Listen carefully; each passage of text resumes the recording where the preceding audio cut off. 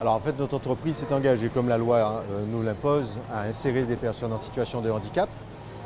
Face à cette problématique, nous avons choisi de travailler en partenariat avec un organisme qui s'appelle le CERAC et qui travaille avec nous depuis maintenant plus d'une dizaine d'années et qui nous permet de sélectionner les travailleurs en situation de handicap, de les préparer afin d'assurer une insertion professionnelle.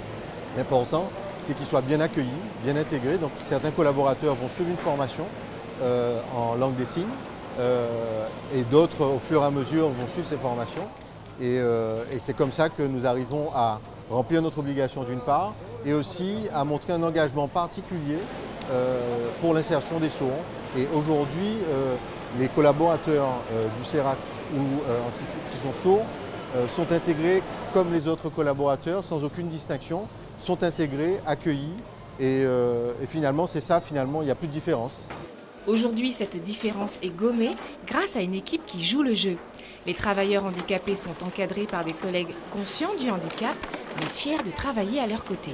Ce sont des travailleurs comme les autres, donc ils ont juste des difficultés de langage ou de compréhension, mais avec tout ce que nous mettons en place pour les accueillir, on arrive à bien les connaître, on arrive bien à les encadrer et les ramener finalement à ce que nous voulons. Et lorsqu'ils ne maîtrisent pas forcément la langue des signes, les encadrants trouvent toujours le moyen de communiquer afin d'expliquer à leurs collègues ce qu'ils attendent d'eux. On ferme la porte, Linda.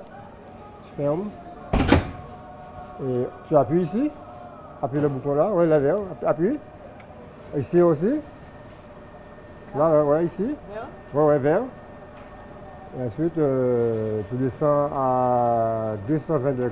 Comme elle n'est pas tout à fait malentendante, elle parle peu, donc j'arrive à communiquer avec elle. Mais pour les autres, on mime, on fait des gestes, on a à comprendre.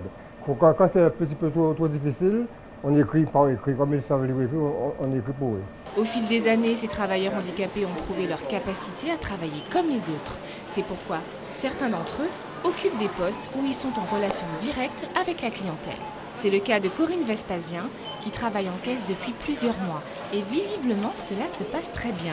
Aujourd'hui, elle est tellement volontaire et appliquée dans son travail que c'est elle qui forme les autres sourds et malentendants qui intègrent la société. Un bel exemple qui prouve que malgré le handicap, quand on veut, on peut.